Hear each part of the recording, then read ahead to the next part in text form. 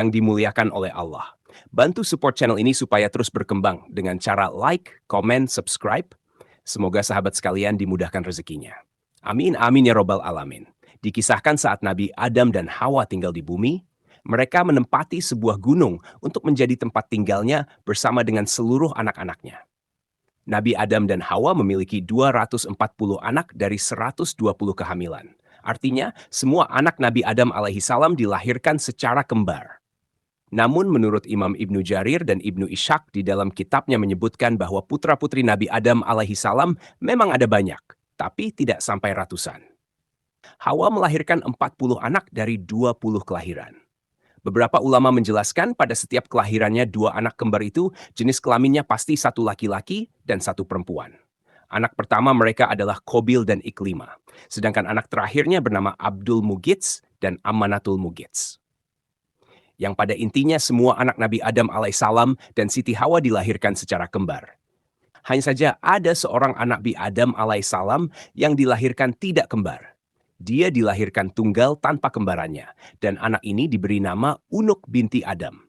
Bentuk fisik anak Nabi Adam yang bernama Unuk ini terbilang cukup aneh, tidak seperti anak-anak yang lainnya.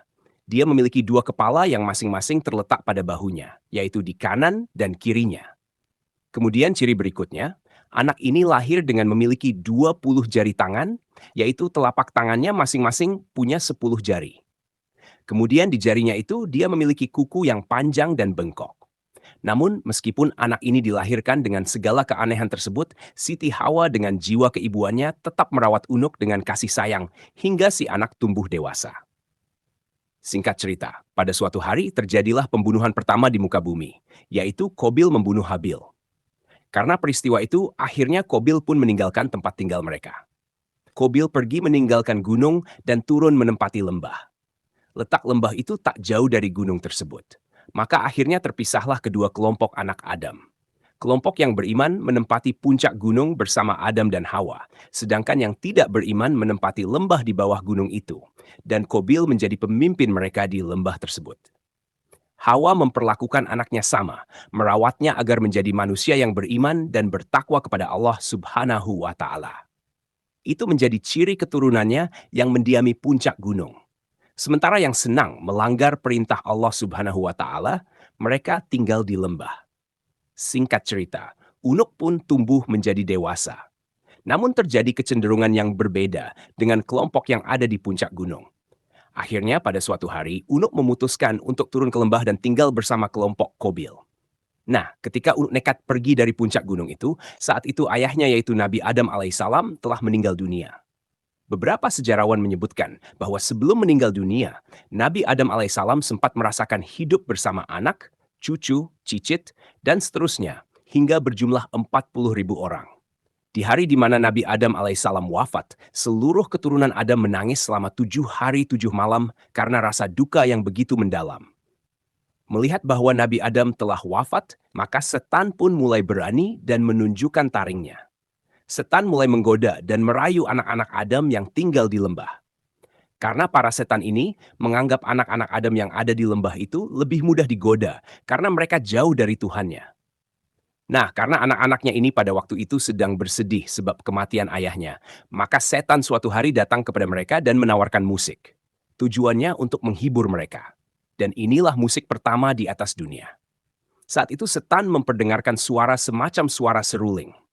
Mengenai alat musik tiup atau seruling, ada sebuah hadis yang mengabarkan tentang hal tersebut. Dari Nafi, mantan hamba sahaya Ibnu Umar, beliau berkata, Ibnu Umar pernah mendengar suara seruling dari seorang penggembala. Lalu beliau menyumbat kedua telinganya dengan kedua jarinya. Kemudian beliau pindah ke jalan yang lain. Lalu Ibnu Umar berkata, "Wahai Nafi, apakah kamu masih mendengar suara tadi?" Nafi berkata, "Iya, aku masih mendengarnya." Barulah setelah itu Ibnu Umar melepaskan tangannya dari telinganya dan kembali ke jalan itu. Lalu ia berkata, "Beginilah aku melihat Rasulullah ketika mendengar suara seruling dari seorang penggembala. Beliau melakukannya seperti tadi." Kembali ke kisah tadi. Kemudian mereka yang sedang berduka karena wafatnya Nabi Adam alaihissalam tiba-tiba menjadi heran karena mendengar suara seruling tersebut. Suara seruling itu mendayu-dayu dan sesekali dengan suara yang menyayat jiwa. Mereka akhirnya suara seruling itu pun berhasil membuat anak cucu Adam yang ada di lembah itu menjadi hilang kontrol. Mereka menari, tertawa terbahak-bahak, dan seketika hilang rasa sedih mereka. Suara musik seruling waktu itu terdengar sangat keras dan bahkan bisa didengar dari kejauhan. Suara yang keras itu bahkan sampai terdengar ke atas puncak gunung, tempat di mana anak cucu Nabi Adam alaihissalam yang beriman tinggal di sana. Mereka yang ada di gunung itu merasa penasaran dengan suara tersebut. Namun mereka tetap bisa mengontrol diri untuk tidak melihat apa yang terjadi di bawah lembah sana. Kecuali Unuk binti Adam. Unuk saat itu tidak bisa membendung rasa penasarannya. Dia pergi meninggalkan puncak gunung dan turun menuju lembah. Unuk kemudian memutuskan untuk bergabung dengan kelompok Kobil dan saudaranya yang lain. Dia menikmati musik seruling itu dan tarian-tarian yang ada di lembah tersebut. Selama tinggal bersama Kobil di lembah tersebut, Unuk berjumpa dengan banyak laki-laki. Dan karena lembah itu isinya orang-orang mungkar dan setan pun menguasai hati dari setiap manusia di sana, Unuk pun melakukan seks bebas. Dia melakukan itu dengan banyak lelaki berbeda. Unuk pun menjadi kecanduan, dan ini sekaligus menjadi kegiatan prostitusi pertama yang terjadi di muka bumi. Karena perilakunya tersebut, tanpa disadari, dia pun hamil tanpa tahu siapa ayah dari anak yang dia kandung. Padahal Unuk bukanlah wanita yang cantik dan bahkan bisa dibilang buruk rupa. Sehingga mustahil ada laki-laki yang suka padanya. Namun rupanya Unuk memiliki ilmu sihir yang bisa membuat laki-laki terpikat padanya. Dia bisa menaklukkan semua laki-laki yang dia mau. Akhirnya pada suatu hari, Unuk pun melahirkan anak laki-lakinya yang dia beri nama Auj. Jadi Auj bin Unuk dinasabkan kepada ibunya karena mereka tidak mengetahui siapa ayahnya. Siti Hawa yang mendengar kabar ini atas perilaku buruk putrinya tersebut hingga membuatnya menjadi sedih. Maka Siti Hawa kemudian berdoa kepada Allah Subhanahu wa Ta'ala supaya anaknya yang bernama Unuk ini dilenyapkan saja dari muka bumi. Allah Subhanahu wa Ta'ala pun mengabulkan doa dari Siti Hawa. Kemudian Allah Subhanahu wa Ta'ala mengutus seekor singa yang sangat besar, yang ukuran tubuhnya lebih besar daripada gajah. Kira-kira 1 tahun setelah melahirkan anaknya, singa yang besar itu mendatangi Unuk. Kemudian singa tersebut menyerang, mencabik-cabik badannya, hingga Unuk pun meregang nyawa. Dan ini sekaligus menjadi kematian pertama yang disebabkan oleh binatang. Beberapa tahun kemudian, Auj yang hidup tanpa orang tua akhirnya tumbuh menjadi dewasa. Namun anehnya, perkembangan tubuhnya dinilai tidak normal. Auj memiliki ukuran tubuh yang sangat besar. Tinggi tubuhnya mencapai 1.200 hasta dan lebarnya juga 1.200 hasta. Sampai-sampai di riwayat itu disebutkan jika ada angin topan, maka angin topan itu tingginya bahkan tidak melebihi dari lutut Auj. Jika Auj duduk di atas sebuah gunung, tangannya mampu mengambil ikan yang ada di dalam laut. Kemudian ikan yang diambil itu diangkatnya ke langit dan ikan itu pun matang karena terpanggang panas matahari. Dan jika Auj marah atau kesal kepada penduduk suatu kampung, dia akan mengencingi kampung tersebut, sehingga kampung itu tenggelam karena air kencingnya. Menurut sebuah riwayat, Auj menguasai sebuah perkampungan, yang di sana dia diperlakukan seperti raja. Dan diriwayatkan pula bahwa Auj memiliki usia yang sangat panjang, dan bahkan bisa dibilang dia adalah orang yang paling panjang usianya, yaitu dia hidup selama 4.500 tahun. Hidup pada masa akhir Nabi Adam alaihissalam hingga ke zaman Nabi Musa alaihissalam. Sementara Nabi Adam ketika wafat, usianya adalah 930 tahun. Dan di usianya Nabi Adam tersebut, Adam alaihissalam masih hidup selama beberapa tahun setelah Lameh lahir. Lameh adalah ayahnya Nabi Nuh alaihissalam. Nah, di masa Nabi Nuh alaihissalam, Auj bin Unuk berjasa membantu sang nabi untuk membantu mengangkat kayu-kayu besar yang dipergunakan untuk membuat kapal Nabi Nuh alaihissalam. Dikisahkan Allah Subhanahu wa Ta'ala memerintahkan Nabi Nuh alaihissalam pergi ke Kufah untuk mengangkut kayu dari pohon saj. Kufah adalah sebuah wilayah yang terletak di Irak. Akan tetapi Nabi Nuh alaihissalam bingung bagaimana cara mengangkut kayu-kayu tersebut. Maka Allah Subhanahu wa Ta'ala mewahyukan kepada Nuh alaihissalam bahwa Auj bisa memikulnya. Maka setelah Allah Subhanahu wa Ta'ala menyampaikan wahyu kepada Nuh alaihissalam bahwa yang mampu memikul kayu itu adalah Auj yang rencananya akan diangkut dariku, Kufah menuju tanah Hirah, yaitu sebuah perkampungan yang dekat dengan Baghdad. Lalu kemudian Nabi Nuh alaihissalam pergi menemui Aud dan memintanya untuk memindahkan kayu untuknya. Aud berkata, aku tidak mau memikul kayu-kayu itu kecuali engkau bisa mengenyangkan perutku dengan roti-roti. Kebetulan pada waktu itu Nabi Nuh alaihissalam membawa 3 roti dari kacang. Nabi Nuh alaihissalam kemudian memberikan selembar roti itu kepada Aud dan berkata, wahai Aud, ini roti makanlah untukmu. Aud pun lalu tertawa dan berkata, roti sebesar gunung saja tidak akan membuatku kenyang, apalagi roti yang hanya selembar kecil ini. Mendengar ucapan Aud, kemudian Nabi Nuh alaihissalam mengambil roti tersebut dan memotongnya di 2 bagian. Pertama diserahkan kepada Aud, lalu Nabi Nuh alaihissalam berkata, bacalah Bismillahirrahmanirrahim. Kemudian engkau masukkan roti ini ke dalam mulut, pun memakan roti itu dan kemudian dia diberikan potongan roti ya.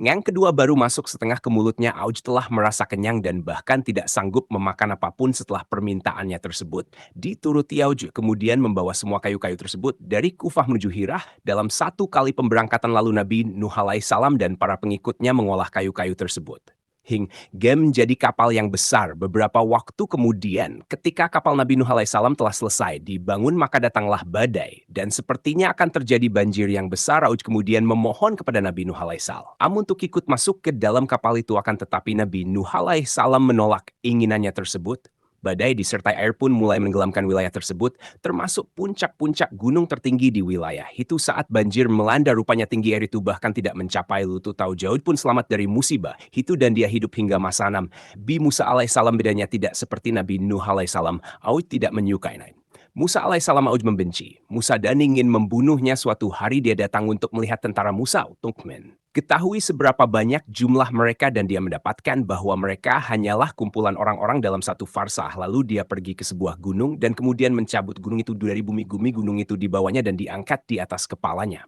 Kemudian melemparkan gunung itu ke tentara Nabi Musa alaihissalam. Namun Allah subhanahu wa ta'ala mengutus burung Hud yang paruhnya diciptakan dari besi. Kemudian kawanan burung itu hinggap di atas gunung yang diangkat Aud dan mulailah mematukinya hingga berlubang. Lalu burung-burung itu turun ke pundak Aud dan masuk ke dalam mantelnya hingga Aud tidak bisa bergerak. Ketika melihat Aud lengah, Nabi Musa alaihissalam lalu menghampirinya dan memukulkan tongkatnya yang panjangnya 10 siku sambil melompat ke udara setinggi 10 siku tingginya. Nabi Musa alaihissalam adalah 10 siku, jadi pukulannya ke betis. Aud pun tidak akan sampai dipukullah tepat mengenai mata kakinya. Aud kemudian jatuh dan tersungkur dan langsung meninggal dunia. Diriwayatkan bahwa di negeri Tatar ada sungai yang bernama Athai. Di sana terdapat jembatan lengku yang besar, yang konon jembatan tersebut berasal dari tulang Aud bin Nunuk yang menjadi salah satu dari keajaiban dunia. Syekh Hamid Ahmad At-Tahrir Al-Bashuni dalam bukunya yang berjudul Syahih Qisosul Quran menyebutkan bahwa kisah ini termasuk dusta Aud bin Nunuk, sebagaimana disebutkan dalam riwayat adalah orang kafir yang suka membangkang, sombong dan jahat. Setelah itu pada banjir di era Nabi Nuh alaihissalam, Allah subhanahu wa ta'ala tidak membinasakannya sekalipun dia dikenal membangkang, kafir, sombong, jahat, dan anak pezina ituan. Secara akal, Syekh Hamid Ahmad At-Tahrir mengatakan, bagaimana mungkin Allah subhanahu wa ta'ala membinasakan anak Nuh karena kekufurannya, dan ayahnya adalah seorang nabi dan pemimpin orang beriman. Sedang Allah subhanahu wa ta'ala tidak membinasakan Aud bin Nunuk padahal dia lebih zalim. Dia melampaui batas dari apa yang mereka sebutkan. Ibnu Katsir kemudian menyalahkan riwayat ini karena bertentangan dengan Al-Quran dan hadis yang sahih. Sedangkan dalil nakli dari Al-Quran, Allah subhanahu wa ta'ala berfirman, dan kami tenggelamkanlah yang itu Al-Quran surat Asy-Syu'ara ayat ke-66. Allah subhanahu wa ta'ala juga berfirman, Nuh berkata, ya Tuhanku, janganlah engkau jangan biarkan orang-orang kafir itu tinggal di atas bumi. Al-Quran surah Nuh ayat ke-26.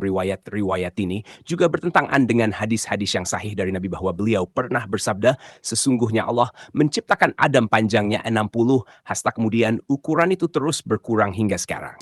Ini merupakan hadis sahih dari Nabi Shallallahu Alaihi Wasallam yang tidak pernah berbicara karena mengikuti hawa nafsunya. Ucapannya itu tiada lain hanya wahyu yang diwahyukan. Al-Quran surat An-Kimayat, mata kenyataan tinggi manusia terus berkurang mulai dari diciptakannya Adam hingga sekarang. Ini berarti bahwa tidak ada turunan Adam yang lebih tinggi darinya. Kemudian dari Ibnu Qayyim Al-Jauziyah menjelaskan kedustaan riwayat ini. Dia berkata, tidak terlalu mengherankan bahwa mereka berani berdusta kepada Allah Subhanahu wa Ta'ala.